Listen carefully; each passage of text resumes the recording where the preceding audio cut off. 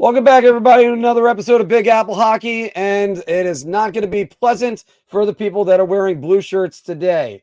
I can tell you that for sure after what we saw last night. I am your host, Mark Williams, who can't find his own graphic, and going over to the host of the Final Buzzer, Mr. John Volkowski. At a loss for words. Yeah, it's the best way to sum it up, Phil. And of course, the man who's happy that he's got a new coach to look at, Mr. Anthony LaRocco of the fourth period. Absolutely, and interesting day in the NHL today with the news about Utah ownership trying to push the expansion process, and then obviously the World Junior scandal that's going on there. So some headlines today in the league.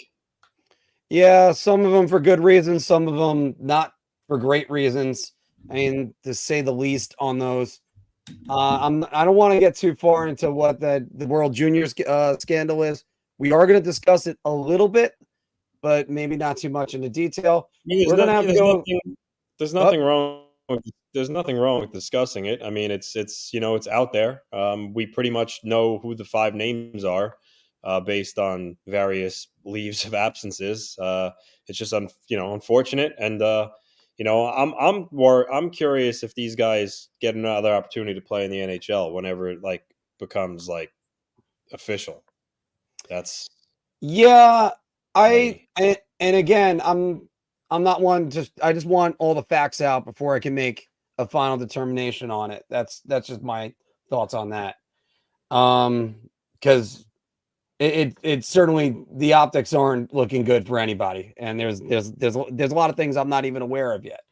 So let's go with the A block last night, guys, for the New York Rangers, who ended their road trip very disastrously, and I don't even know if that's a word.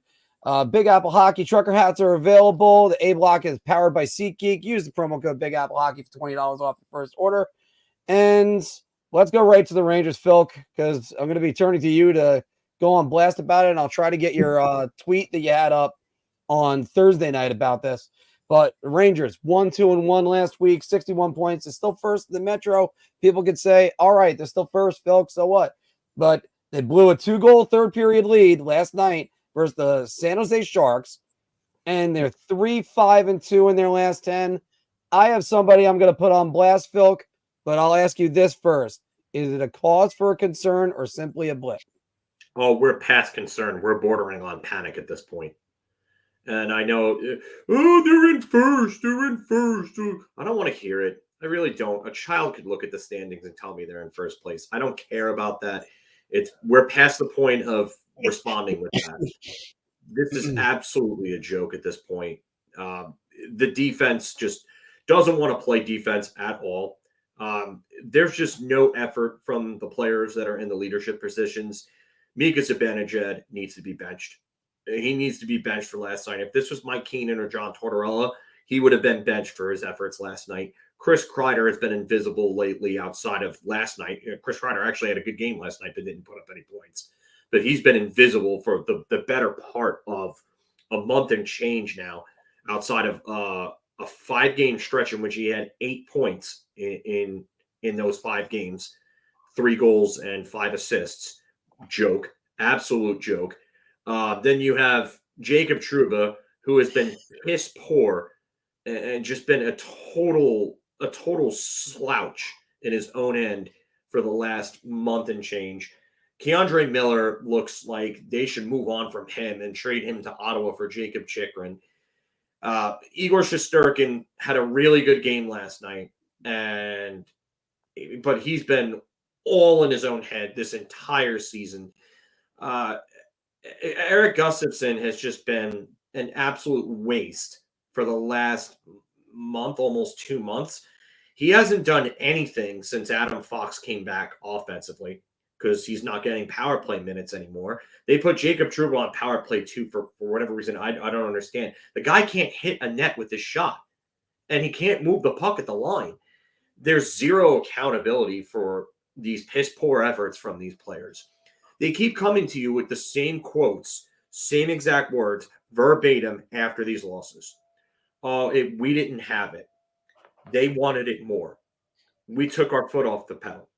Okay, so then if you know that you guys are doing this, why does it continue to happen? And why hasn't Laviolette stepped in already? He's heavy skated them in practice once already. We know that. He did that back in December a few weeks back. But why has no one stepped up to the plate? This leadership group is as soft as I called them out to be last year and the year before that when they just absolutely folded like a cheap suit against Tampa. Those final 4 games were atrocious. And nothing's going to change with this team until changes start to happen, until people start to be held accountable for their just flat out embarrassing efforts. It's a joke at this point. You have Nick Bonino who continues to play, and the eye test and analytics both tell you that this guy is a heaping pile of hot garbage. I don't understand why this guy is in this league. Yeah, no pathetic, no fight. Lack of leadership is apparent. Halfway through the game, they had 5 shots. The team just doesn't want to skate and play the type of hockey needed to win. Whether it's benching someone, changing lines, or changes are needed. Yeah, you've said worse, Phil, but I was just trying to show one of the things you said this week. Yeah, it's enough at this point. The same efforts are continuing from the same players, the same leadership positions are coming back and saying the same damn things over and over again. And it just continues to happen. Slumps last for maybe a couple of weeks. Sometimes they can be extended. That's understandable. But when the efforts are not there and the players are mailing it in on a night-to-night basis, that tells you that there is a bigger problem than it being a slump. They're not getting goalied. I don't want to hear about them getting goalied. Nope. They're not showing up for periods at time. So last night they played maybe 30 good, I'll say 25 good minutes of hockey. 30 if you want to be generous. The first 10 minutes of the game, they were getting mollywopped by San Jose. They looked like they were going to get blown out of the building for the first 10 minutes. And then Adam Fox scores that goal. And then they really kind of take the game over. And then the third period comes and they sleepwalk through an entire third period. As if that's not just a microcosm of what the last season and change has been with this team. As if it's not. And then you have Mika Zibanejad in overtime. Yeah, Jan Ruda committed 3 interference penalties in one sequence that didn't get called. Sure, but that's not why they lost that game. Stop crying to the ref. Grab your stick. Or here's a better idea, Mika Zibanejad. Do the smart thing. Leave the stick there and try to defend without it until you can get that whistle. No, he skated to the stick, sat there and argued with the ref, and then half-assedly skated back to the play when the goal was scored. If that's not one of the worst displays of leadership I've ever seen, let's just put it this way. If this was Mark Messier in 1995, he would have Sergei Zubov and Peter Nedved his ass to Pittsburgh for that one. He would have. He would absolutely have gotten on the phone with the general manager and said, oh, this guy has no guts, no spine, no heart. And you know what? The power play, the penalty kill, they just mail it in every game as well. The power play, I think, is 16th or 17th in the league since Christmas break. It's been dropping. They're dropping big time. Still somehow second in the league because the power play was almost automatic in November. If you gave them an opportunity, that puck was in the back of the net by the time 40 seconds was left on the power play. That first unit got it done. But they're not moving. They're force-feeding cross-seam passes to Mika Zibanejad for the one-timers. They've become predictable, and they don't move their feet. It was the same thing last year. The power play just did not want to move their feet. And then the penalty kill, they don't get in shooting lanes anymore. These shots are getting through left and right. Nobody wants to block shots. The guy that they brought in to block the shots, Nick Bonino, can't really block the shots because he can't skate and catch up to him. So, I mean, it's just terrible. I'll leave it at this because I've spent already too much time and I've got to stop hogging the microphone here. But the front office has to step in if the coach is not going to step in, because everything that has been going on for 2 months now. 2 months. if Chris Drury does not step in, then things are going to get worse, and they will be eventually in jeopardy of losing the playoff spot. And if they miss the playoffs Wow. the start that they had, then this whole thing, and I know that it can't technically happen without some maneuvering and some manipulation because of the no movement clauses. If they miss the playoffs, this whole thing needs to go scorched earth because this core will never win a Stanley Cup playing the way that they are playing now, giving the efforts they've given now, and with the mentally fragile core that they have in place. It is pathetic. I have not been this disappointed with a Ranger team since the dark days. And you know what? At least during the dark ages, I understood it because we all knew about the country club mentality that they had where everybody was going to just get a paycheck and retire. That was it. It was a retirement home. It was expected. It's not expected here. And they've been giving it for 2 months now. Changes need to occur. Stop telling me about first place. I do not give two shits about it. I don't. I care about one thing. I care about the name on the front, and I care about that Stanley Cup. So technically, two things. I lied. Sorry. I'm a little out of focus right now. But It's a little bit of the Monty Python, the Spanish Inquisition sketch he had right there. nobody ever questions the Spanish Inquisition. Yes, I get it. Yeah. But yeah, it's the name on the front, and it's the Stanley Cup. And this team right now does not have what it takes to win.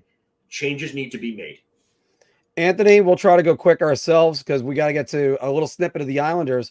But let me get your thoughts on this. Is it cause for concern or is this just a blip?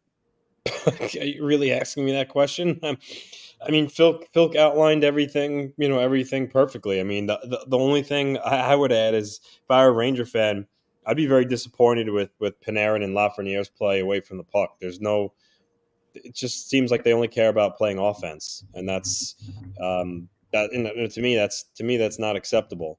I think I've even actually seen Phil tweet that over the last couple of days. Some Panarin, Lafreniere really only seems concerned with wanting to play offense. They don't play a lick of defense. Yeah, it's not that's not good. You need everybody to buy. I don't listen. I'm not expecting everybody to be like Patrice Bergeron, but you have to at least have your star players, offensive players, at least try to be efficient on the defensive side of the puck. And there's no will there. And we've talked about this with Panarin before. Who knows? Maybe when the playoffs start, maybe the same thing might happen. He might even further disappear defensively and get soft. I mean, I don't know, but I would be disappointed about that. And really, the only other thing I'll say is for the people saying, like Phil saying, "Oh, but they're in first place." You have to understand something. They're in first place because the Metro this year. Yeah, I mean the Capitals, the Penguins, the Islanders. I mean they're kind of all in the same boat. The Devils too, scratching, clawing. The Hurricanes have underachieved. The Flyers have overachieved, but now they're probably going to be without Carter Hart for a while. So the point is, if some of these teams start to perform better, the Rangers would have fell in the division by now. The only reason they haven't because everybody else has been inconsistent. And the Hurricanes have a game tonight too, so the Hurricanes can get even closer with a win. So the Rangers need to get their act together because they could find themselves in third soon if the Flyers and Hurricanes maybe scrap together a couple of wins in a row. So I would certainly be concerned if I were the Rangers. One thing before I give it to you, Mark. This East is so wide open this year. This is a perfect opportunity for this team to come out of the East and possibly win a Stanley Cup. And they're going to throw it away like this. That's pathetic. Go ahead. I know, absolutely. And the guy that if you already saw it at the graphics, you called him out already? Call him out right now. Where the hell are you, Mika Zibanejad? 2 months where you had 9 points, one with 7, and one with 21. Will the real Mika Zibanejad please stand up? Because that's who the Rangers need. They don't need this guy. Let me go back to his numbers again. 21 points in the month of December, 9 at even strength, 7 points in the month of January, and 4 at even strength. You've got to be better on 5-on-5. I don't want to hear about Chris Kreider. I put up a tweet last Thursday night when they were playing. Chris Kreider averaged more even strength goals with Derek Stepan as your center. It is, and I don't want to hear about, oh, they traded Pavel Buchnevich or what about Kako or something like that. No, Mika Zibanejad is getting paid big money to be a number one center. Step the hell up. It is about time that I threw my cell phone on the floor accidentally as I was just doing that. But it's just, it is absolutely ridiculous. They are getting zero production out of this guy. Let's start with him. Eric Gustafson, you can't get any more blood out of a stone. Goodbye. I am done looking at him too, because never mind the point production. Brian Boyle was all over him last night about being in the right area, but not really doing much, either not throwing the body, not really having a stick on a puck. And then he gives up the puck on the first goal, leading to San Jose in a 2-goal comeback in like a minute and a half. And then they go on to win the game. Thank you, Eric Gustafson. You just threw away a point. All those points are going to be there. And no, you know what? Kreider's got his own issues because Kreider's also away from the puck. But yeah, he was at least on a goal scoring tangent right now. But yes, 5-on-5, he's got his issues. But Kreider, I've always maintained, is a guy away from the puck. That's where most of his play is. Mika Zibanejad, he always has to have it. So where the hell is he? Paying $9 million to guys that aren't near the puck? And yes, Igor Shesterkin too. Let me just finish up with this. Guys, I agree with both of you. The East, the Metro is wide open, and the East is wide open. Just get into the playoffs. Right now, it's slightly important to make sure you keep home ice in a first-round series. But come next month, Chris Drury has a lot of work to do and not a lot of resources. And I'm not sure bringing in any big names is the right answer. We'll get more on that in the Bar Talk segment. Because we have to go back over to Long Island real quick. Islanders, last week, I mean, they had the loss to the Chicago Blackhawks in overtime. They beat the Dallas Stars in overtime. They lost to the Vegas Golden Knights last night. Obviously, the big news of the weekend, we covered it with 2 different videos. Islanders fired Lane Lambert, hired Patrick Waugh. They're a goal differential, -21. Anthony, just specifically about last night, what were your takeaways from? My takeaways from last night actually is they outshot Vegas 42-27. They played a pretty good game. Unfortunately, what killed them was what Patrick Waugh referenced in his post-game presser after they beat Dallas about how they let up 43 shots and 17 of them were off turnovers. Well, they turned the puck over too much last night. The first goal, Adam Pelech made a terrible pass. Ends up in the net. Second goal, Ilya Sorokin should have stopped. He's got to stop that. And then the third goal, once again, Noah Dobson, really bad turnover with the puck, 3-on-2. It's in the net. Credit to Aiden Hill because he played good, but the Islanders, that was one of those games where they should have won. If they were more careful with the puck, at the very least, they get at least a point out of that game. So I thought they played better in that regard. They cut down the shots on goal, but they still turned the puck over too much. Against a really good team, you simply can't do that. So, but listen, 2 games into Waugh, like I said, Mark, the other night, Rome wasn't built overnight. Waugh still has a lot of work to do to kind of work out these kinks and really implement a new system. So far 1-1 in his tenure. They got a game in Montreal tomorrow, which is, Montreal's really not that bad, but it's a game they need to win. Like I said, they're trying to get back into a playoff spot. 2 points behind the Red Wings for the last wild card spot. 4 points behind Carolina for third in the Metro. So they have to start winning hockey games. And like I said, Montreal is a team that hopefully they can go into Montreal and beat. And some of these comments, Mayfield has been not good this season, and that's obviously hurt them because he's typically been a solid defenseman for them. I'll trade your Truba for him. No, well, listen, 7 years left on the Mayfield contract, so honestly, maybe I consider that. But I'll take cheap money increase. I think they have the right head coach in place now. He's like, it's going to take a while for the guys to get acclimated to him and, him vice versa. But, I liked how they battled back in the game against Dallas. They won. But they still have a lot to clean up in their own end with turnovers. And again, Waugh's going to have to really put his stamp on the team and, make them, be more careful when they have the puck. So we'll see. But hopefully in Montreal they can get a win, and then they wrap up their pre-All-Star break with Florida, and then there's the All-Star break and the bye week. So Just before we week. get to John's comment, I can't believe we're sitting here in late January talking about the Islanders need to clean up on the defensive end, especially after the last 6 years.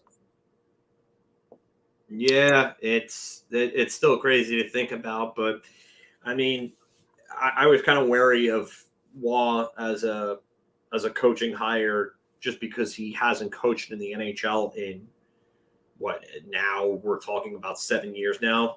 7 years ago was the last time he coached an NHL game, 2017. So, but sometimes coaches have success in their second go rounds, and maybe that's what Lou Lamoriello is looking at. I will say that Patrick Waugh in his first go around had a lot of success in his first year. He took a team that was not expected to be that good, and he turned them into an offensive juggernaut. That's the only thing I have here is that, or my only concern is that you brought in a guy that was known for his offense back in the day, not for his defense, and the Islanders need to clean up their defense. So we'll see what happens, but I will say this.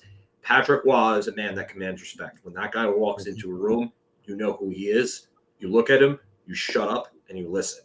That's the type of man that he is. And he's a leader of men. He knows how to get guys fired up. He knows how to rally the troops, get the wagon going. That's a good hire in that regard. So I'm optimistic to see what happens with Patrick Waugh behind the bench on the island. I think you just reminded me of the Kevin Spacey movie, Swimming with Sharks, where he just said, shut up, listen, and learn the entire time.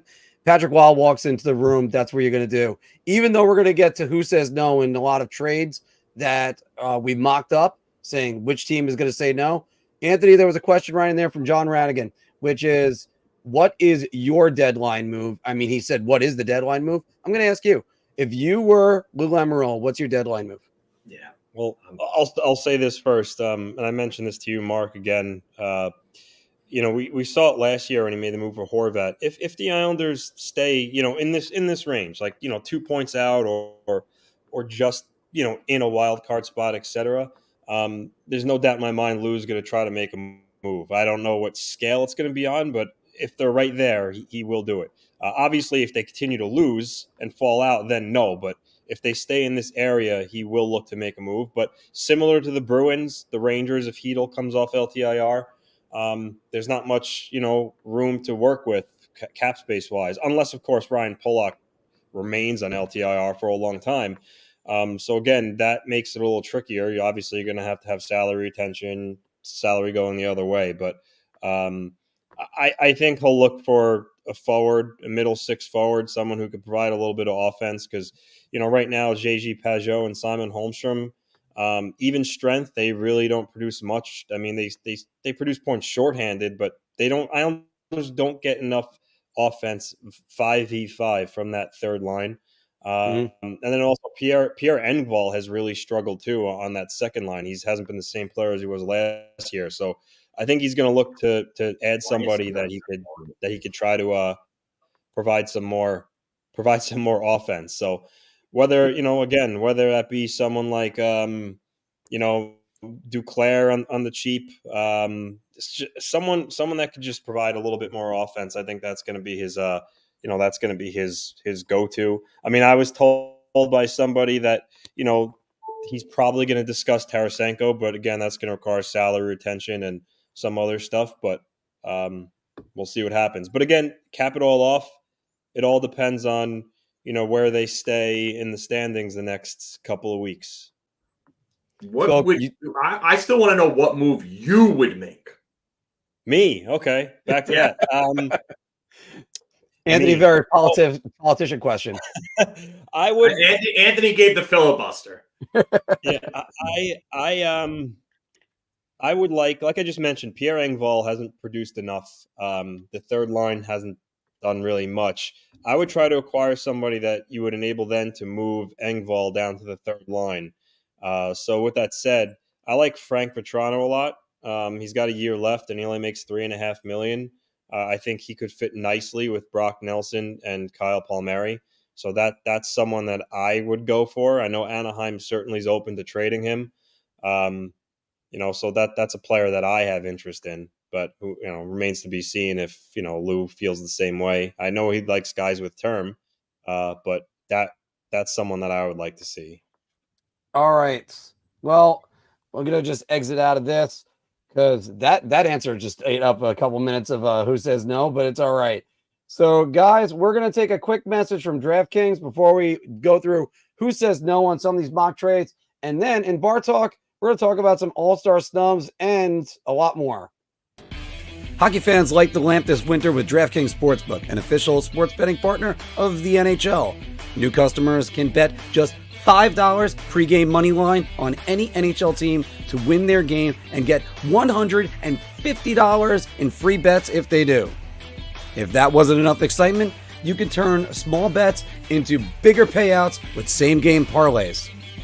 Combine multiple bets like which team will win, how many goals will be scored, and more for your shot at an even bigger payout. Download the DraftKings Sports app now.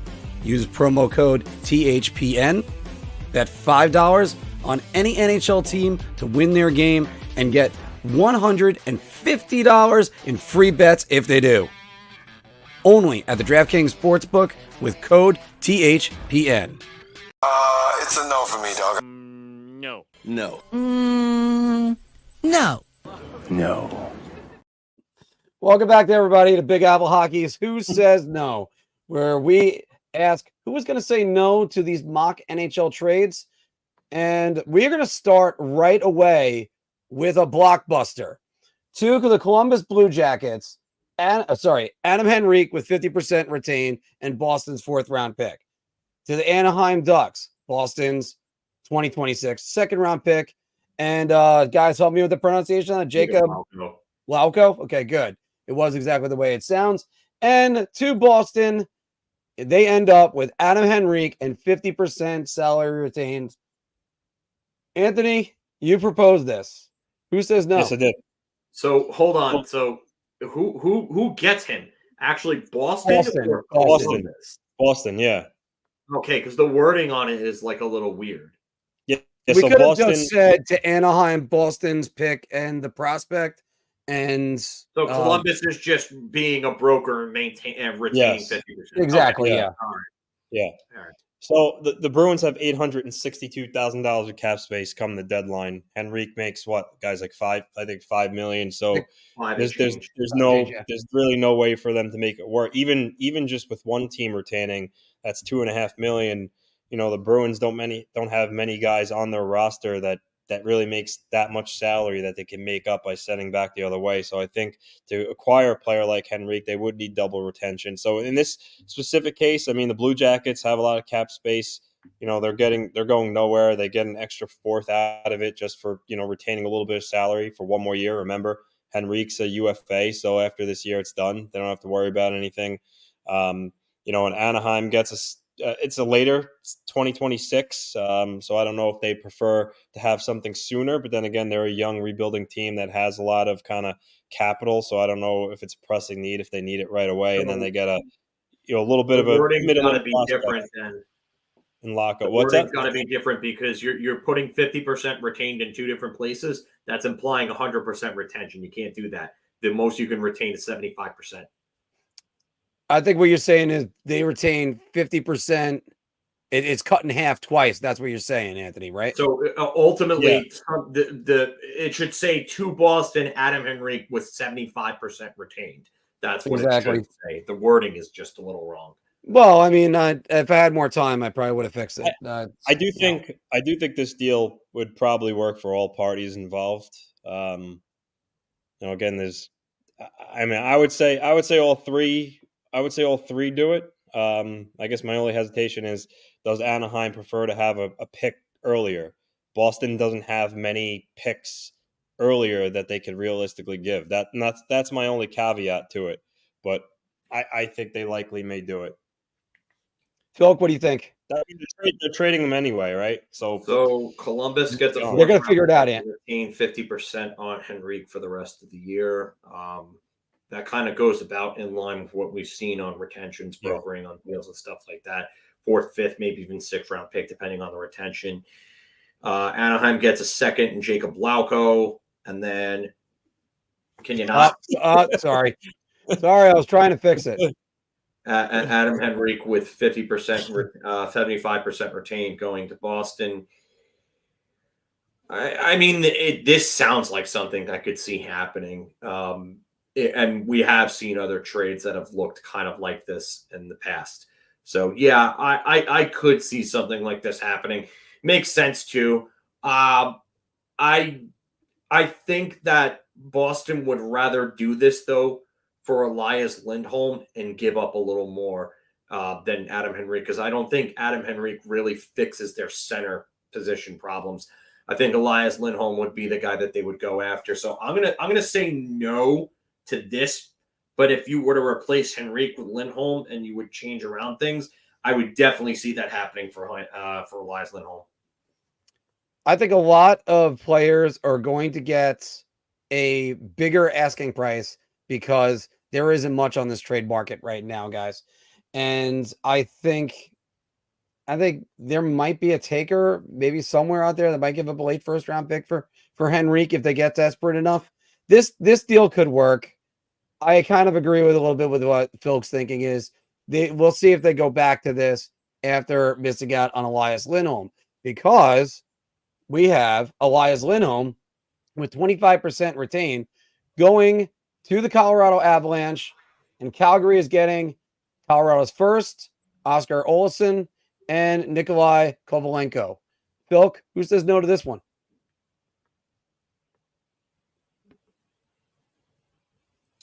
I think this can end up being a deal that goes through. I think both teams may end up taking this. The reason being that I think there's going to be some retention for Lindholm. I think that contenders are going to have a little trouble fitting him in. So no matter where he goes, I think there's going to be, I would say, at least 20% retention, if not more, maybe even 25 plus. Oscar Olsson was one of Calgary's top prospects. Kovalenko, I don't know a ton about. I'm not going to claim to know much about him, but a first round pick plus a couple of prospects makes sense. Neither of the prospects on hand are really like elite level blue chip type prospects. So I could see that. I know that Calgary would rather probably get a first and a blue chip type prospect, but supposedly the ask for, I think Jake Gensel for the Canucks was prospects like Jonathan Lekkerimäki, who was an absolute stud for Sweden at the World Juniors, and Tom Willander, who was also really good on defense for Sweden at the World Juniors. And supposedly Vancouver kind of laughed at that and said no.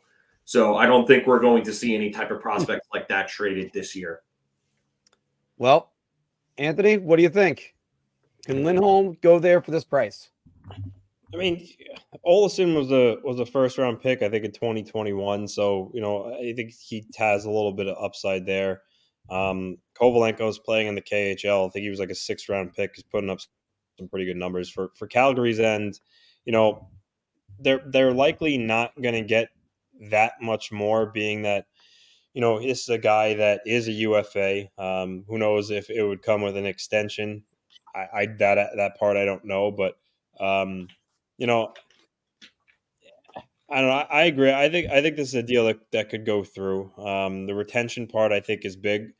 I mean, Colorado has, I think, a little over $6 million of available cap space right now, but you have to remember, they have some guys that where they're going to be coming back from injury. So that's why I think the retention there helps them in this regard. But I say this is a deal I think could go through. I actually think this could go through as well. I think they're still trying to see if they can get Bowen Byram out of this. I don't think that's going to happen. No, I don't think he's not moving for a UFA. He's not. Yeah, no. I mean, you could ask. You're gonna get a no. So, but this could go through, and Lindholm on the Avalanche might be just what they need, because they've been missing that center behind Nate McKinnon, who's They get playing. him and they get pretty well. Landeskog back, man. Watch out. Yeah. And you're talking about a guy who was second in the Selke voting 2 years ago. Let's continue the exit from Calgary to the Jersey Devils. Chris Tanev, and they're getting back in Calgary, New Jersey's third-round pick, and Graham Clark. You know what, guys? I'll start this one off. I think this one goes through. I don't think anybody says no to that. I don't think Tanev's going to fetch a high price, and Graham Clark has been like almost there as a guy playing his way onto the roster. Anthony, what do you think on this one? I mean, New Jersey's, kind of right with the Islanders. They're trying to get back over that playoff line. They've have Dougie Hamilton's out, Siegenthaler's out, so I think they need a defenseman in the worst way. It really depends on if Fitzgerald wants to, if he thinks it's worth kind of investing assets to try to squeak into the playoffs and then hope, anything can happen, because they also have goaltending issues. But I do think after last year, I think the Devils want that to make the playoffs again after having a taste for it. Hughes is going to come back soon. Eventually, at some point, they get Hamilton back late in the year. So they may want to do this to make sure they could try to get in the playoffs. So I'm going to say it goes through. Phil? I think Calgary is actually going to say no. I think they could get more for Chris Tanev. I think there will be a bidding more for a guy like him. And I think that the price is not going to be exponentially higher, but I think it'll be a little higher than this. I think you're going to look at a third, maybe even a second, and a prospect for Tanev. We've seen people overpay for defense, and I'm pretty sure Tanev is a right side defenseman, if I'm correct. And right side defense help is always very hard to get, especially at the deadline. So I can see somebody. Yeah, he's right. He's a right-handed defenseman. So that's a big get for a team that gets him. The only cause for concern with Tanev is his health. Just over the years, he has just missed so many games. But he's the type of guy you want on your team come playoff time on defense. He does all the little things. He's physical. He kills penalties. He blocks shots. He can skate. It's not like he's one of those antiquated stay-at-home defenders who can't really skate and is really just the shot blocker that somehow just sits there and maybe a puck hits him and he gets lucky. No, Tanev can actually play defense and is a warrior. So I think he'll get a little more than this, and Calgary would say no to that. Phil, we're going to bounce right back to you on this one. To the New York Rangers, Jacob Chychrun, and Ottawa gets Keandre Miller and the Rangers 2024 second-round pick. Who says no? Wow. This is a tough one. I wonder if Ottawa would ask for something on top of Miller, just because Miller is a little more than a second, maybe a first on top of it, just because of the fact that Miller is not as proven as Chychrun. But at the same time, Miller has more team control and is younger, so that works against Ottawa in this situation. And not only that, but Chychrun is soured on Ottawa from the reports, and this would be the second team in 2 years that he's kind of asked his way out of. I think the Rangers would make this in a heartbeat. I really do think that they would do it. I personally would absolutely do it. I wouldn't even think twice about it. And I'll join Matt on driving Keandre to Ottawa right now if that's the case, if they were to do this. So, I think this could go through, but I also do think there's a slim possibility that Ottawa may ask for more, because there may end up being a bidding war for his services. Anthony, what do you think? Goes through?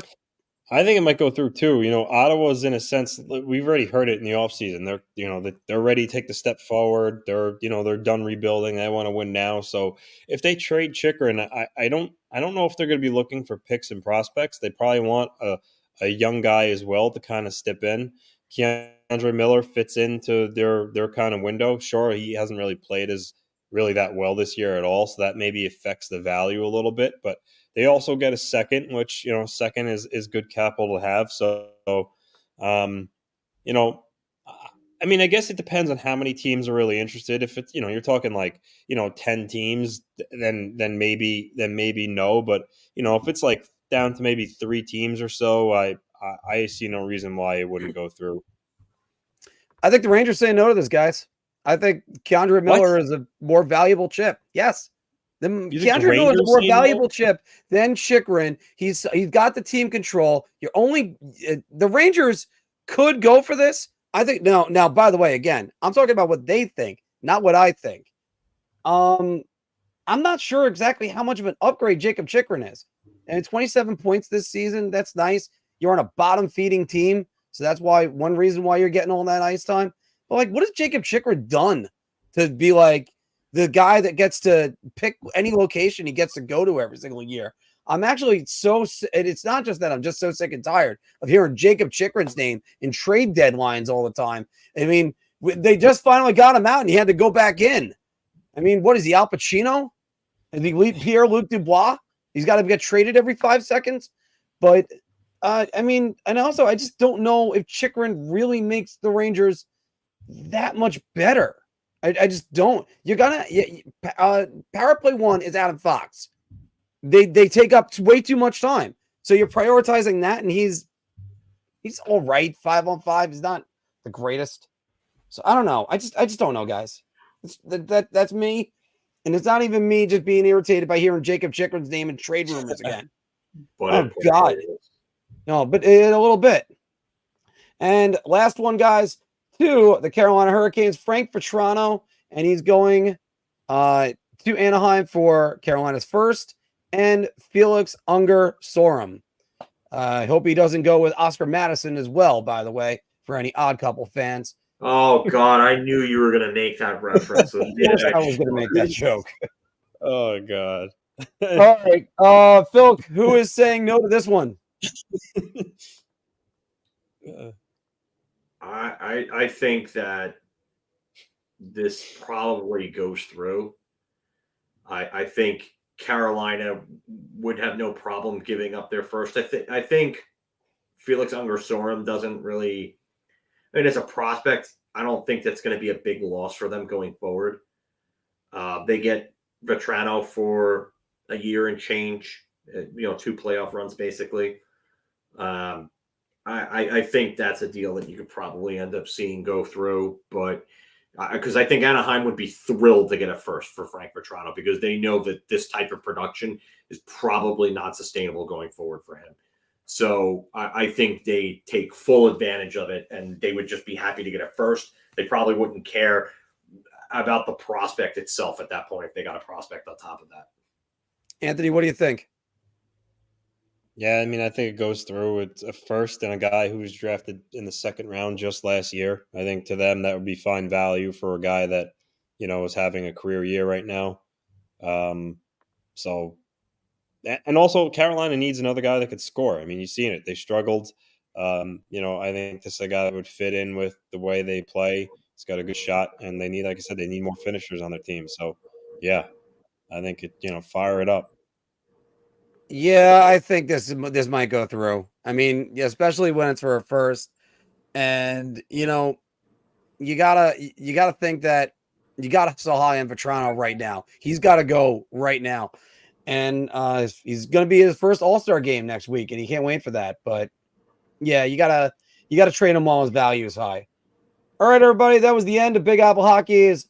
Who says no? There wasn't a lot of no said. Who says no? Everybody else watching the show, or Mark playing the Odd Couple commercial with Gretzky and Messier after seeing Felix Unger-Sorum's name.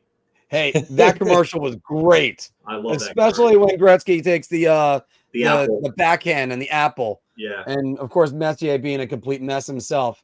All right, everybody. It's time to go around the NHL, and let's do some bar talk. Shot. This is the easiest I've ever had to answer. I'm going to say beer. I can't even begin to describe. I'm actually going to go crazy. I'm going to buy everybody around on this one. All right, let's get the comment up right now. Back to Big Apple Hockey's Layoff Talk, which, by the way, Phil guest on Ranger Central this week and did a State of the Union on the New York Rangers. Check it out, everybody. But welcome back to Big Apple Hockey's Bar Talk, where we're gauging our confidence on NHL topics based on our choice of drink. Are you so confident that you're buying around? So you having a beer? Or, oh, God, give me a shot on this one. And make sure you play along in the comments. And, of course, Why go to the liquor store when you can have Drizzly bring it all to you? Click the link below. And of course, again, Big Apple Hockey trucker hats and shirts are available. Guys, let me start first with the All-Star Game news. Vinny Trocheck rightfully and finally was named to the All-Star Game this week as an injury replacement, and Noah Dobson and Jesper Bratt left off the roster. Devils Jesper Bratt is a bigger snub than Islanders Noah Dobson, Mr. LaRocco. I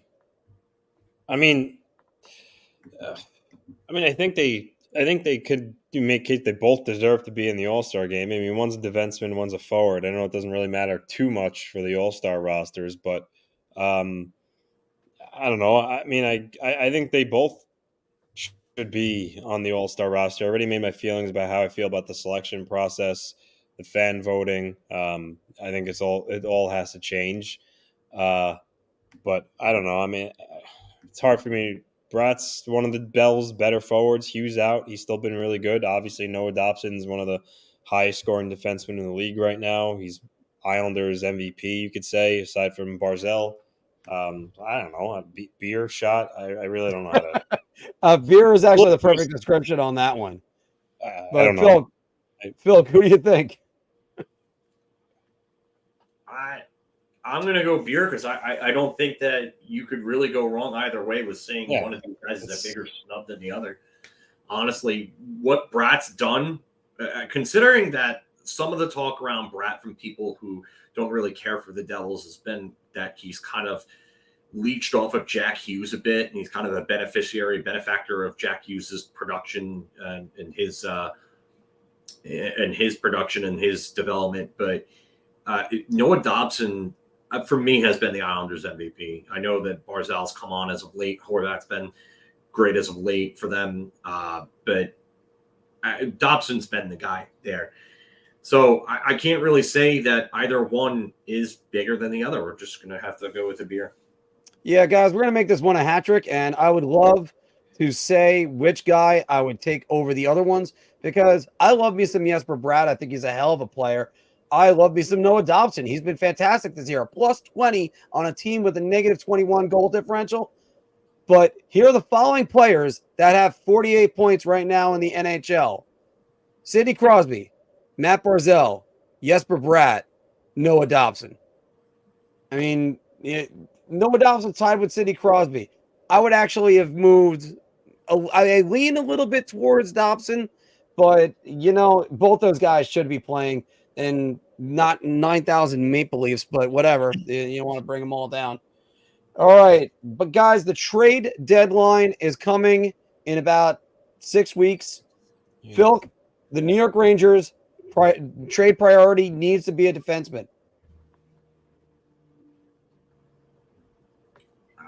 I got to go beer just because the fact that they absolutely need forwards as well. I mean, they need everything right now. This team's a mess. They're an absolute heaping pile of hot garbage right now, and they have no direction. I mean, if leadership was something that you could trade for, as an entity itself and not just a person, they would need that as well. I mean, they need everything. They need everything. They need goaltending. They need goaltending. Yeah. What? There's nothing. I can't even believe that the 3 Russian goalies that were supposed to be the trifecta of NHL elite goaltenders are all just underperforming massively this year. And Igor Shesterkin looks like he needs a sports therapist. I mean, I'm sorry, but they need everything. And you're not wrong. 901 save percentage this season for a guy who is in the high 19s his entire career. Anthony, Rangers trade priority has to be a defenseman. No, I mean, I agree with kind of Phil. I think they equally, they could also use more depth and their, bottom 6 more capable players than Nick Bonino. They could use, another guy that could score. They could certainly use another defenseman. So I can't say it's just specifically defensemen. So, I mean, I'll go shot on this one then. Oh, wow. All right. That was a bit of a curve that you threw me I on that wish one, I Andrew. could say the same and go shopping. I'm so lost with this team that I can't really even decide.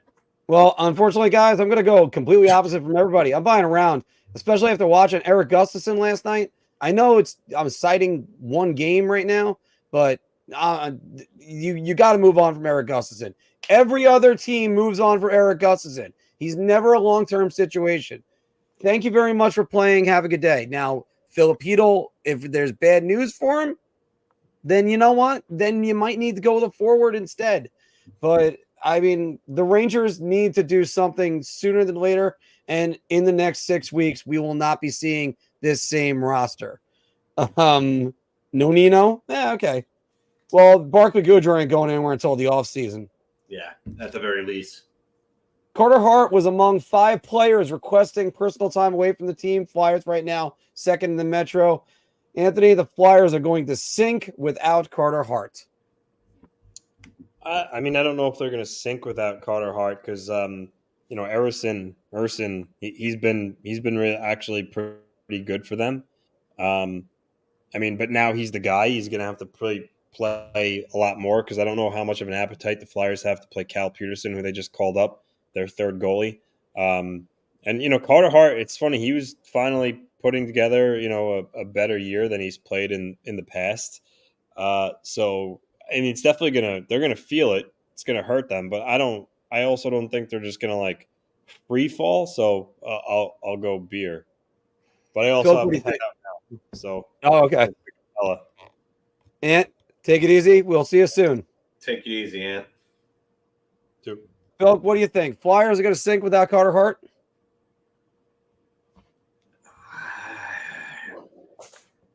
I'll go beer. I will say that it's probably it's gonna be tough on Samuel Larson, who has been good for them, but you can't. I don't know if it's necessarily a good thing to be putting pressure on. Why did you do the Mark messed up? I accidentally hit around first. I know Cora was going to make a comment. Oh, yeah, there you go. But it's not something you really want to put on a goalie that has 35 games of NHL experience.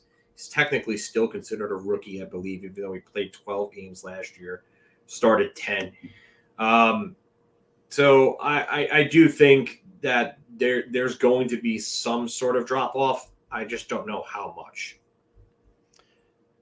I think there's going to be some drop off when he starts getting the workload. And yeah, I don't think he's ready for the NHL workload. But I am going to go beer on this. I am going to go beer on that, Phil. He's been up to the task, 905 save percentage and a 244 goals against average. But the thing is, now you're going to have to do it every day. And Cal Peterson, go back to that phase where he was in LA, where people thought he was going to be the heir apparent to Jonathan Quick, and he wasn't.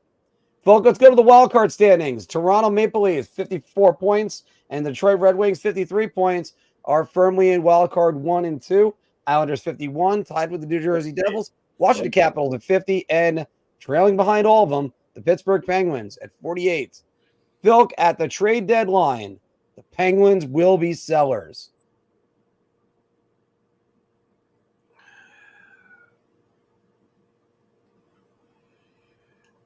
If they're smart, they would. I don't know.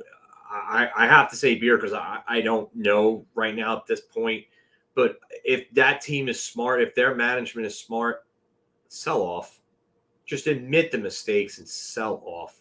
You're not going to be able to sell off Erik Karlsson, but if you don't sell off Jake Gensel at the deadline and he goes somewhere else in free agency, you lose him for nothing, that would be a really, really, really bad look for Kyle Dubas, who got a lot of criticism all over for the Erik Karlsson trade and bringing in. You have to use the word redundant because they didn't need another defenseman like him, even though he's a better version of what Letang is, offensively at least.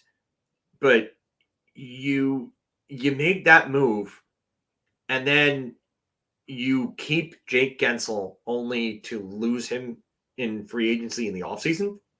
To me, I don't get it. I really don't. Just admit the mistake now and just start selling pieces off. That would be my view on it. Because even if this team makes the playoffs, how is a team this bad, this inconsistent, this horrendous defensively? How are they winning a playoff series? I don't see it. They're not. Really don't. So I would sell off Gensel, but the question really is will they be? I don't know. So I'm sticking with Beer. Phil, I'm going to go with shot because they're not going to be because of their own hubris. I got to say this team, they should be sellers. They should be sellers right now. They should start selling off everybody. Look, you got Sidney Crosby playing at a high level. Great. And whenever you have Sidney Crosby, you're going to be a team to be reckoned with at all times. Phil, they scored in their own net the other night. This isn't a good team. No.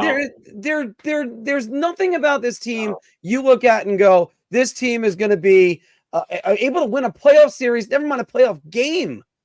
Like Tristan Jarry is meh, and Carlton hasn't exactly meshed.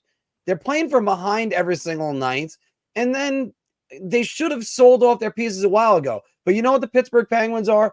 They're the guy at the casino that needs to make sure his wallet is completely empty. And I can't help but say this. Why did you get Kyle Dubas? If Kyle Dubas is supposed to be this genius that's going to revamp your entire organization, why? And still the jury's out on him to begin with anyway. But just let him do his job. Start selling up pieces. You're going to have to admit that's what's going to happen. And by the way, Phil, you look at these standings again. Detroit in the second wildcard spot, and they got a lot of assets. Detroit will be the most aggressive team at the trade deadline.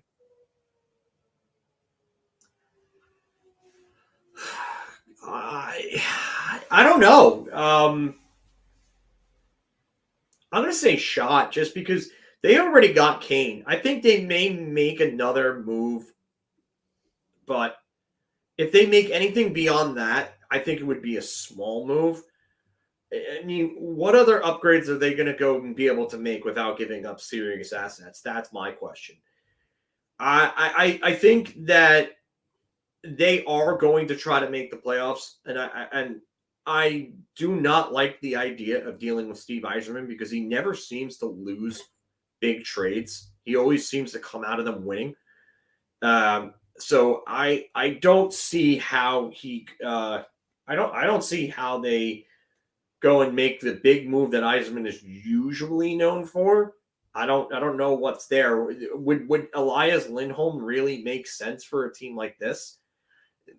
I mean, if their goal is just to make the playoffs, then going out and making a big move is maybe something you could see them doing. But this is not a team that I see winning a Stanley Cup. Could their goal to be to make a move to win a playoff round or possibly two? Sure, but I don't see it. Yzerman's not that crazy. He's not out there like some other general managers. So I'm going to say shot. I don't think they're the most aggressive. Yeah, I mean, I threw them in here because they have a ton of just stats that they can go with and just a ton of picks and prospects you got. But you know what, Phil, I got to go shot on this one too. The one area I think they could upgrade is that goaltender, and I don't think you could do that at the trade deadline. I'm now unless Saros becomes available. I don't see how they upgrade. Unless they really want to go give up the assets for Gibson. But Gibson's a UFA. I don't know if they want to really give all that up for a goaltender. You'd have to get the goalie in, acclimated, and ready to go. And there's a reason why. I'm not sure if a goalie has been acquired since 2006. Correct me if I'm wrong. Anybody in the comments? And that was Dwayne Rollerson from the Islanders. He went to Edmonton. That won a playoff series after being acquired from another team. I mean, I don't think Rollerson was on the Islanders that year. Thought he was. I thought it was the Islanders in 2006. No. Either way, Rolison went to Edmonton. So it's Rollerson did go to Edmonton, but I think he was the Islanders were after Edmonton. He went from Minnesota to Edmonton. oh, there we go. There we go. So that's my mistake. You should always know where the 9,000 places Dwayne Rolison played. All right. Phil, let's go to the Western Conference wildcard standings. You have LA 53 points, Nashville 51, Arizona 49, and the St. Louis Blues at 47. And they just beat a team they were competing with the other day, the Calgary Flames, or last night, I should say. The Blues will be in a playoff spot by the trade deadline, even if temporarily. So they just have to get into the playoff spot. They can get knocked out by then, Phil.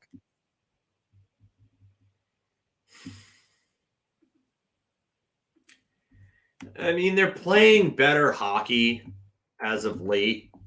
I don't know if I really believe in this team that much. I don't know about the goaltending. Goaltending kind of, scares me a little bit. You don't know what you're going to get from Binnington. I mean, their schedule coming up is Vancouver, tough game. Seattle, up and down team, but they could give you a tough time. LA, slumping lately, but they're a good team. Columbus, if you show up, you can beat them. And that's the end January. And then February, you got Buffalo, Montreal. Then you got Toronto, Edmonton, Nashville, Toronto, and the Islanders, and then Detroit. So the trade deadline is, let's see here. March 8th. March 8th. Yeah. I don't like that stretch for them in February from the 13th. Oh, no. And then they have Winnipeg and Edmonton. Oh, my God. To end that second half of the month, or from the 13th on, Toronto, Edmonton, Nashville, Toronto, Islanders, Red Wings, Winnipeg, and Edmonton. So you have 8 games of teams that are all going to give you tough games.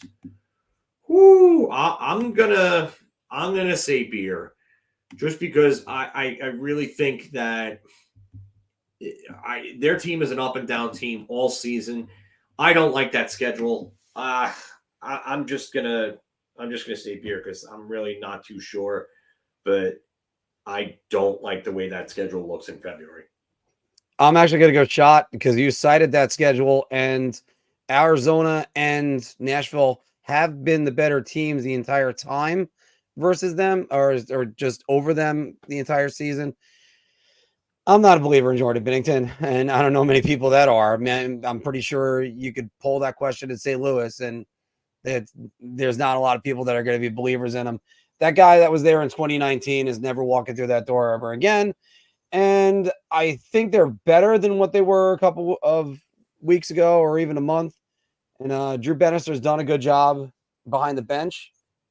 But they had the new coach bump, and it's right back down to normal. So they're not. I don't think they're going to touch a playoff spot.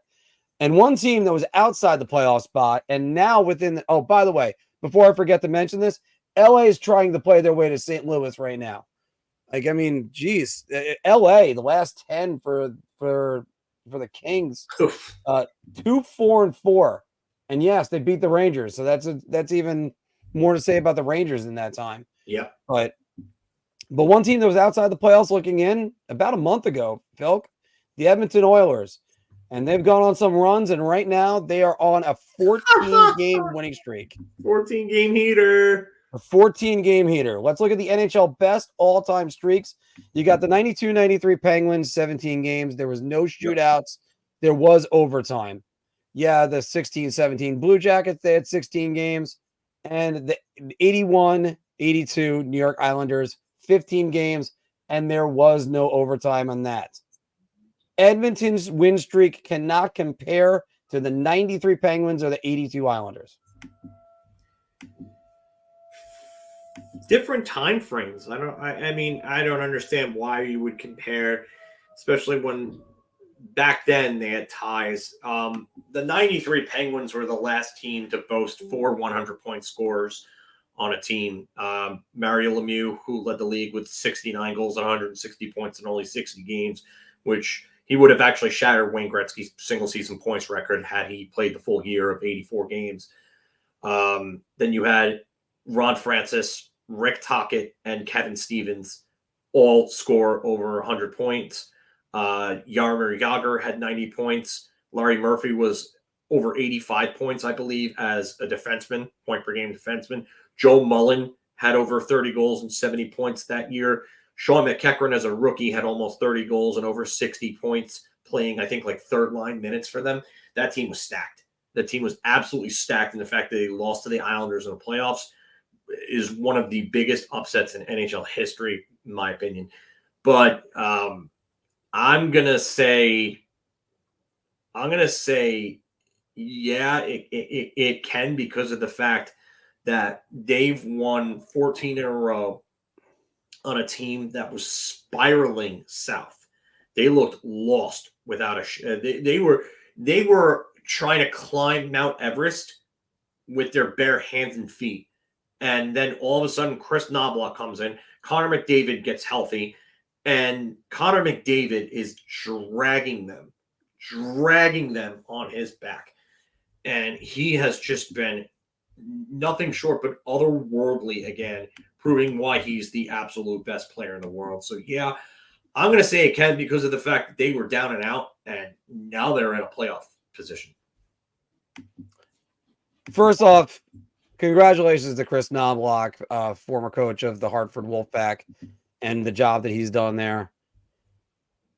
Let me say that the Penguins win streak, that I'll put in comparison with the Islanders, because even if they went to overtime, they went to 5-on-5, that team that year was a juggernaut. Mario Lemieux, 169 points, and he didn't even play in a third of the games, I think it was. He missed 24 games. It was 169 a goals, quarter of 50 points, and 60 games. It was an 84-game season that year. That's it. That team was just incredible. And again, we got Ray Ferrar's story about how they won. Check it out in our shorts videos, and Al Arba's motivation. Back to this. The reason why I have to also clarify about that, the Penguins got overtime, but it was still 5-on-5 in only 5 minutes. The Islanders had no overtime, so they had to win in regulation. And when you have shootouts and 3-on-3 overtime, there's going to be the winner. And that's what Edmonton has. They, no matter what, they get a winner in this. And if you're telling me you go to overtime with Connor McDavid and Leon Draisaitl, if you don't win in overtime, you're winning in the shootout. So that's what's incredible about them, and that Stuart Skinner was still playing pretty well throughout the stretch. Vilk, it's not fair to compare errors, but you know what? The Oilers win streak is a footnote compared to those other two. And I'm going to stick with that, saying, is it right or wrong? Is it unfair to compare errors? Fine. But you know what? Then make it a little bit longer. Let's see if you can get the 20, which is going to be tough. Because, by the way, Felk, I'm going to add the second question on top of this. And this is just a question. You don't have to bar talk it. Will the Oilers break the record? Connor McDavid continues to play like this. I wouldn't put it past them. I really wouldn't. It's only 3 more wins. Looking at Edmonton's schedule, I could actually tell you, they host Chicago tonight. They host Nashville. And then after the All-Star break and a week off, they get Vegas. And then I was so preoccupied with Vegas, I forgot who they played after Vegas. Anaheim. 2 of those games should be wins. If they show up and they play hard, 2 of those games should be wins. It's the Nashville game that you're really worried about. I worry about the All-Star break, though, too. The All-Star break could really throw off their momentum, and that's like the big thing. So for me, if they break the record with the All-Star break, then to me that's even more impressive, considering that they don't have the depth that Pittsburgh had or the Islanders, and they had to go through an All-Star break to do it. And you know what, Phil? I'll give you a credit with that, and I'll talk about that as well, where it's, then you're talking about mentally you have a break. You already won a bunch of games in a row, so you don't have to. You can actually probably take a night off. Maybe you could be a little bit lackadaisical getting back from vacation, and then you know what? Maybe you don't have a great game against Vegas, and Vegas ain't no slouch either, even without Jack Eichel in the lineup. Yeah. So they could lose it right there, and there's no shame in losing it right there. A matter of fact, if I recall correctly, Columbus lost to. Did they lose to the Flyers and then the Rangers after winning 16 in a row? They lost 2 games in a row after doing that streak. But that'll conclude this section of Big Apple Hockey's Bar Talk, where we gauge our confidence on NHL topics based on our choice of drink. And don't forget, make it a drizzly night, guys. Why not call and have somebody else bring you some liquor? Phil, let's get to some news as well. The NHL released a statement about the Utah franchise, how they're coordinating possibly an expansion over there. You have Kevin Weeks talking about Atlanta nonstop, and a little bit of trouble ahead for the Arizona Coyotes. What do you think? NHL is going to expand out to Utah and Atlanta, and what do you think the fate of the Coyotes is going to be? I hope Arizona stays. I really do. I think that market can work with stable ownership, just like Atlanta. I think if stable ownership is in both places, I think those teams work. Arizona finally seems like they're getting it together. They have a good core going forward. I would like to see the Thrashers back. That would be fun. The more teams in the NHL, the better. The more money coming in, the more markets getting it, the more exposure, the better. It just has to be done right. But I definitely want to see Arizona stay. I would like to see his franchise in Salt Lake too. I know I think the 2034 Olympics is going there, if I'm correct. Yes. Yeah. So it would be nice to have Salt Lake City back. Salt Lake City, 22 years ago now, around this time, they had the Winter Olympics where Team Canada won their first gold medal over the U.S. in the finals. Speaking of Mario Lemieux, he made that crazy play where he had that through the legs play with the pass from Korea to Iginla. Yeah. The goal. Yeah. So, and by the way, Phil, never forget, that's the best American team ever. And the amount of talent on that ice was incredible. But I think the 96 team that won the World Cup was actually a better team. They were younger, and I think there was a bit more talent on that team as well. Okay, fair enough. Yeah, so I think Utah can work. I think it's a cold weather market. I do. They have an arena ready supposedly, and I think I think there may even be plans for another arena in place for them. But they're talking about building one for the Olympics. Yes. Yeah. So that way, it can work. And we have seen, though, with the most recent expansions between Vegas and Seattle, that success can happen because teams are willing to broker deals for them to not take certain players. And with the cap kind of being in flux and everything like that, if you have a team coming in with the salary cap, now it's a little easier. And back when Florida and Anaheim came in, they didn't have success in those first couple of seasons because of the fact that there was no cap to deal with. And then you could just give up your bottom of the barrel, your runt of the litter type players in those expansion drafts. I mean, I think it was Florida. They were going to get Doug Lidster, I think, from Vancouver, and then No, they were when it came to the Rangers.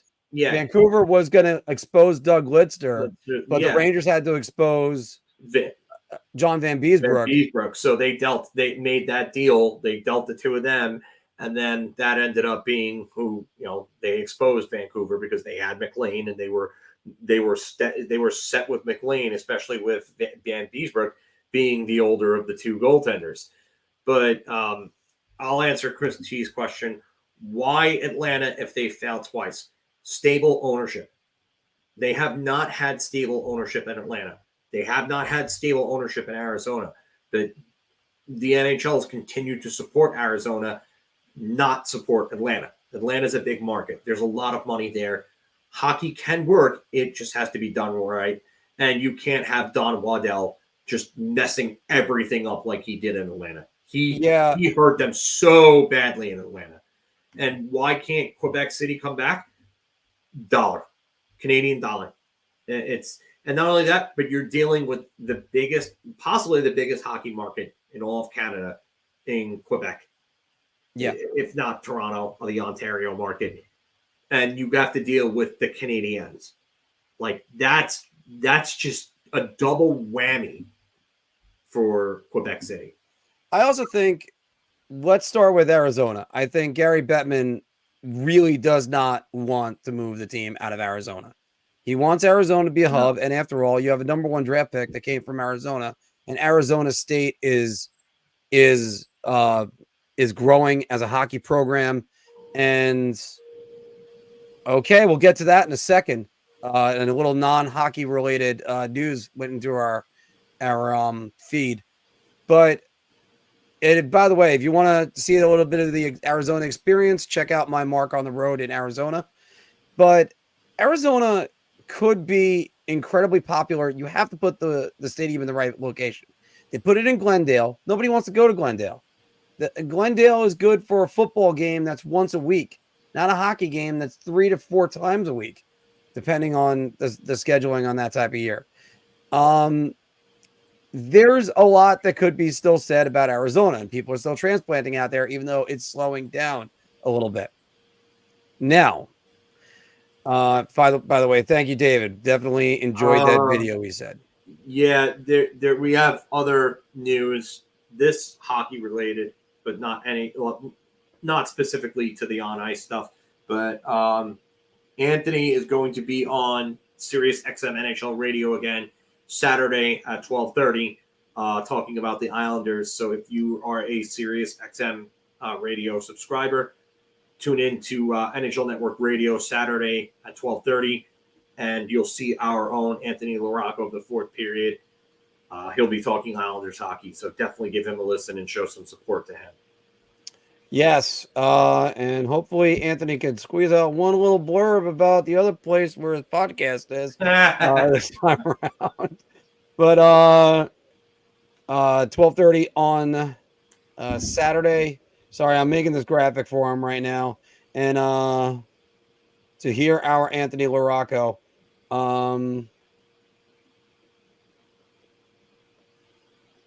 And a matter of fact, Anthony's working on getting some time out with NHL Network too. He's working on that one as well. So big things happening for some of the boys over here. Of course, you said in our group text the other night, because Stefan Rosner, who is a mutual follow of mine on Twitter and has been for a long time.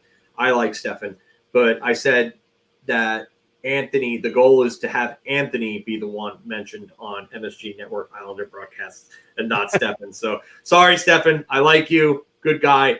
But I have to support my buddy Anthony on that. Yeah, no, we gotta get Anthony out there, keep spreading the word about us. By the way, great comments from I think it was calling blue shirts, or we got a comment this week on our YouTube. Thank you for the very professional videos. We try to be as very professional and entertaining as possible. So we love doing that. Yeah, sorry. I know that someone out there, I'm not going to name any names, had an over and under on how many expletives I was going to use in my tirade regarding the Rangers. Sorry, but I do have to keep a little bit of a professional moniker here. Yeah, and that's one of those things we try to do it, and you know what? We nothing more professional than layup talk. We always try to keep the professionalism, but we always want to keep entertaining because you know, I mean, we're showmen. It's what we do. It's what we do with that. It's not a cookie cutter type thing. We're not TSN. We're not Sportsnet. We're not all that. Yeah, I'm with John on this. Let's get these. Let's get those lace up hoodies, the hockey lace hoodies for Big Apple Hockey. You could definitely do one kind of like the jersey that you have in the background there. That'd be sick. Yeah. So, and I got to order some of those as well. Hold on a minute. Hey, babe. As my David fiance is came home. actually asking if you're working tomorrow, he needs to do something to celebrate his birthday.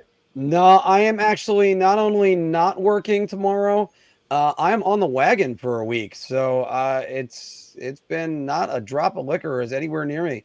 So so I'll be doing shots of cranberry juice the next time you come in. So I got oral surgery the other day, so I'm on antibiotics. Got to make sure it takes. So no, actually, Dave, it's funny because you can curse a little bit. You just can't curse a lot. So Yeah, there you go. There's definitely a certain point in which they bang you out for it. They really get on you and they crack down. I've seen it before. We've gotten hit with some. So it was one time that we got hit. Mark, you're muted. Sorry, I think the one you got hit on was for Facebook. I think so. It was a while back, and it wasn't even that much cursing. It was more yelling than anything. Look, I still can't get Facebook to tell me why the hell was there a problem. Logan is actually asking right here. Is there still hope for this team? I think he means the Rangers though right now. Yeah, Logan's definitely talking about the Rangers. He's one of he's become a regular here, but he's a big time regular at Ranger Central on Evan, Matt, and Nick and Joe and Nico. So I definitely there's some hope. There's some hope, but it's got to change, and it's got to change now. Like this cannot continue, and it's continued for way too long to begin with.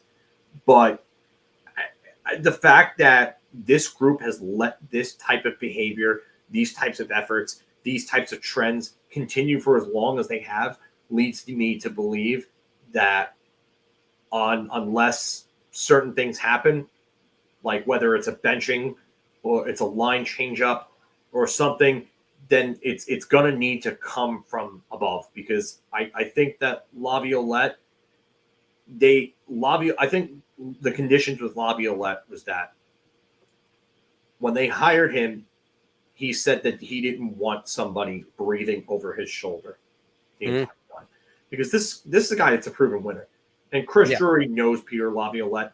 He's played against many Peter Laviolette coach teams many times. Lost the conference finals to him. Yeah, exactly. So I think he understands and respects Peter Laviolette, and I don't think he wants to step in. And I'll drop that right there. If anybody wants more hockey talk tonight, Rangers Central on YouTube. Check out the guys, Matt, Evan, Nick, Joe, Nico, all do a great job over there. Definitely check them out. I went on with them, as Mark said before. We actually did a little State of the Union the other day, and that was a real interesting one. We kind of vented a bit, got a little too negative, but kind of deserving after that. So I gotta say, I understand he's having a great season. I'm not one that's loving the Frank Petrano thing, and that the Rangers, I think a couple years ago, they gave up a 3rd round pick for him, or a 4th round pick. And then now that they're looking at trying to go for a much higher return. You got to remember the player that he was, never mind the player that he is. And it goes with the player that he was. I don't think he's going to be, I just don't look at him in the Rangers and think that's the guy that's going to be the difference maker. I mean, a guy that I would love to see is somebody that could bring some playmaking ability, a la Pavel Buchnevich or maybe Matt Zuccarello. I'm just using some examples. I'm not saying that the Rangers weren't wrong to trade them either, by the way. It's just, and I think they're going to have to look at other things like possibly getting rid of Capo Caco. Yeah, I was going to say, I think we're getting to a point where I think this organization is kind of losing its faith with Capo Caco. And I get it. I mean, if there's any time to trade him, this would be the time to do it, because of the fact that you could probably still have him as some sort of value in a trade. But I think he is what he is. I don't think he's a first-line winger. I don't ever think he's going to be a first-line winger. And I just don't think he has the speed to keep up with the better lines and the better players. He can still be a useful player, but if you can go out and you can get something for him, and you can bring in a guy that could really help you over the top, like I would be scared to deal him to Pittsburgh for Gensel, just because that could end up biting you in the ass for years. Mm-hmm. But if you're going to deal him to a team that has a significant player out west that could come in, that has a little bit of term at least, I would explore that at least if I'm the Rangers. I'm not saying definitely do it and ship him out and send him out and let the door hit him in the ass on the way out, but I would at least explore it at this point. All right. I'm going to take the bait on this one, Phil. The guys were hooking it. They're going, come on, Mark, go on. You want to say something about this. Too slow. Yeah. You got to be quicker than that. Yeah. Hey, you remember Cam Talbot? Oh my goodness, what a season he was having when he had like a 929 or a 930 save percentage. Hey, Phil, guess what his save percentage is right now? It's 915. And in the month of January, he has an 882 with a 384 save percentage. Well, another goaltender that has regressed. Hi, Jonathan Quick. Yeah. Hey, it's almost like goalies that are 36 years old start to act like they're 36 years old at some point. So, yeah, they don't have that. No, I think the Rangers need more playmakers. I think they need more shooters, too. That's a different story. I would bring back Matt Zuccarello if they could find a way to do it. Well, you know what we need to do? What we need to do is take and look, I'm going to let the fan out of me for a second. Here's what we need to do. We need to take the roof off of every single building. So that way Alexei Lafreniere can't look at the roof and the ceiling. Did you see the play that he made, that Trocheck made last night? Third period, game tied at 2, closing minutes, or whatever in the third period. I forget when. And he passes it over to Lafreniere. Lafreniere on his forehand, open top shelf, steals it wide. Yeah. And he's so busy looking up at the ceiling that it's coming back out of the zone. No, Laf, follow the play, get the puck back. Everybody, and look, I'm guilty of that too. Whenever I played, and I still play, even though I'm like a rotting corpse now. And ladies and gentlemen, we got him, Matt. You got it. And by the way, yes, let me say this too. I am a little bit displeased with the Chris Kreider play. But the thing is, he needs Mika Zibanejad to be playing at his best for Chris Kreider to be at his best. And that's why it goes on Mika Zibanejad. The problem is it's not the production. It's the efforts. His efforts are lazy. They're inconsistent.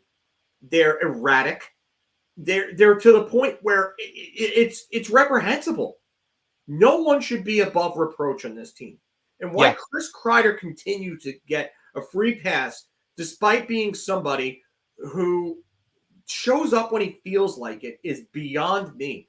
And this fan base defends him to no end. Yeah. To no end, despite the fact that he goes invisible for a month, scores 2 or 3 goals in like a game or two, and then maybe another 2 goals after that, like 2 games later, and then disappears for another month.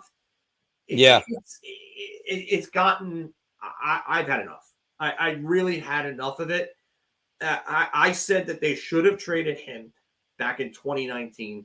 They should have started the rebuild back then. They should have really gotten rid of him at the 2019 draft and traded him to Colorado or another team, Toronto in 2020 the trade deadline. St. Louis was also interested, and they did not want to move him. And then they were thinking about giving him the captaincy. I'm sorry. The reason why these efforts continue is because the players in the leadership positions continue to go out and nail it in on a night-to-night basis. So it sends the worst possible message to the rest of the lineup. The only guys that aren't mailing it in effort-wise are the guys that really can't give you anything production-wise, like Goudreau, who is bad because he's just not a good skater and he's completely overpaid, but he tries. Jimmy Vesey tries, but lately he couldn't hit water if he fell out of a boat. And then there's Nick Bonino, who tries, but if he moved any slower, time would be going backwards. You would have to say Time in a Bottle by Jim Croce to figure out what's going on with Nick Bonino and his skating. Always love hearing a little bit of Jim Croce in there. But if they don't respond, and by the way, even if they do respond and win a Stanley Cup this year, which it's not out of the question, but we're not exactly loving it right now. Definitely Anthony with that comment there. Barabanov would be a nice little addition, but that would be a depth addition. And I would have no problem adding him to like a third line or something like that. But and Phil, you got to look at another addition on top of that. If not for Jimmy Vesey and Will Cooley, that bottom six would be pretty god-awful right now. Awful, no depth. And no, but Anthony's right. Barabanov would be a real good addition to that bottom six. You throw him on your third and fourth line. You get one of those slower skaters like Wheeler or Bonino or Goodrow out of the damn lineup. If Pitlick is healthy, he should be playing over Bonino. Bonino should never be in this lineup again. And Blake Wheeler, bye-bye. Bye-bye. Yep. I don't know what the attachment is to this guy. He doesn't give you anything defensively. He can't skate. And if he's not on the top line, he doesn't give you points. You know what? Yeah, Anthony was right about Barbashev. That was the guy that they should have gotten. They shouldn't have went after Kane. And you know what? But they weren't going to say no to Kane at the price that they got. Were they going to give up a player, a prospect the caliber of Brennan Hoffman to get Barbashev, which is ultimately what went in the deal for Barbashev last year? So Mikheyev is not going anywhere. Vancouver is not getting rid of Ilya Mikheyev. I hate to tell you this, but Vancouver is not going anywhere. They're going to be a team to be reckoned with. All right. We're gonna start the music. We'll close it on out. We'll take like one or two more comments. Again, everybody tune in NHL Radio to hear our very own Anthony Morocco on Saturday at 12:30 once again. But Phil, just to finish one more thing on the thoughts we were just having. Blake Wheeler needs to go. Nick Bonino needs to be the 14th forward at best. And because Blake Wheeler, talk about blood from his own. And same thing with Gustafsson. They need to go out. They need to get at least one defenseman. I've heard about this guy, Phil. Can you tell me more about him? Maxim Siplikov, not related to Vladimir Siplikov, who played for the Kings, who, funny enough, his first goal was actually assisted by Wayne Gretzky. It was against the Colorado Avalanche in October. How about that? Yeah. But not related to Vladimir Siplikov, who passed away back in 2019. But he's big. He can skate. He has some size, goal-scoring prowess. 29 goals right now, which is third in the KHL for Spartak Moscow. I wouldn't mind adding him. You take a flyer on an undrafted player like this, you bring him over, you see what he can do. At worst, he becomes a depth piece. Or at the very worst, he ends up not sticking in the NHL, goes down to Hartford, and then wants to go back to Russia in a year. What do you have to lose? Go get him. Here's my question, though, because I think the answer for the Islanders is absolutely not. Can the Rangers afford to do a 1994 style trade deadline where you're selling off? They sold off a lot of future on that trade deadline with Marchand and Amonte, who was incredible for the Blackhawks for years after that. Can the Rangers really do that? My discussion in my own head has been, will the Rangers end up making those types of trades? Because I think that's the only way that they're going to win the cup is if they go and they make those types of trades. And that's why I said a few weeks back that the Rangers could end up making deals that the fan base may not like, kind of like akin to Amonte and Gartner. And I really do think that unless this team continues to spiral out of control, like let's just say they right the ship, I think those are the types of deals that you could end up seeing being made. Because those are the types of deals that'll put you over the top that'll get you the guys that come in and win those championships. Like Tampa. Look at what they did to go get Gaudreau and Coleman. Those were the guys that they needed after that 2019 team was too soft and got their ass kicked by Columbus.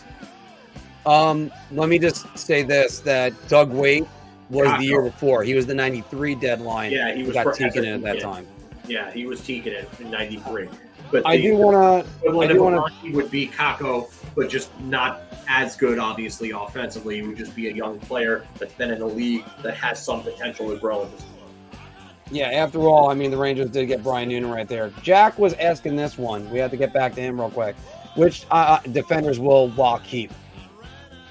I think he's going to be sticking with everybody, though, right? I don't think they're moving anybody. Bortuzzo's injured, Anthony was saying. Yeah. Pollock is out right now. I think they got to run with what they got. I think their trade deadline defensive acquisitions would probably be just the guys coming back from injury.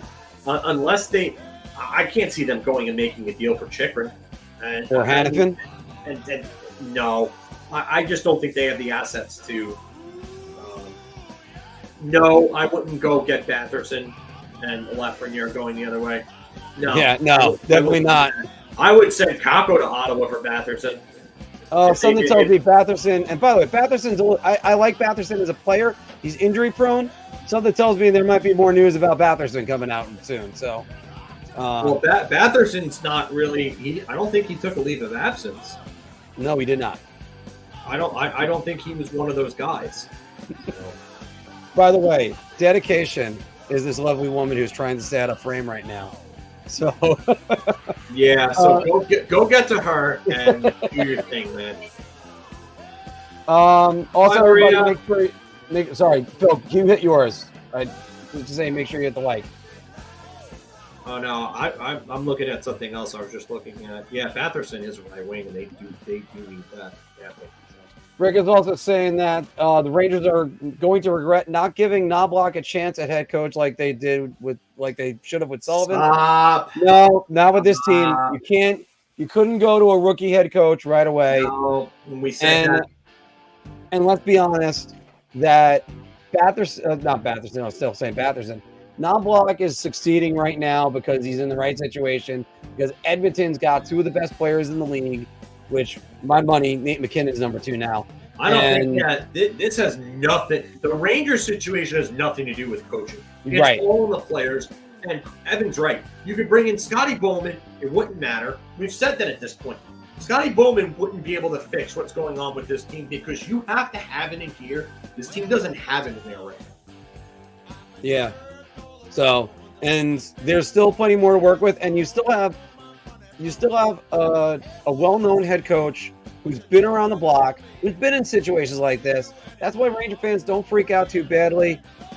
Now you got Patrick Waugh over on the island, who's kind of got some and some gusto, and he's going to be trying to get them fired up to go and get into the playoffs now. So it's going to be an interesting next 5 weeks, especially next week. We're going to do power rankings. We're going to do as much NHL talk as we can. Guys, everybody, thank you very much for joining us today, and we will see you next Wednesday night.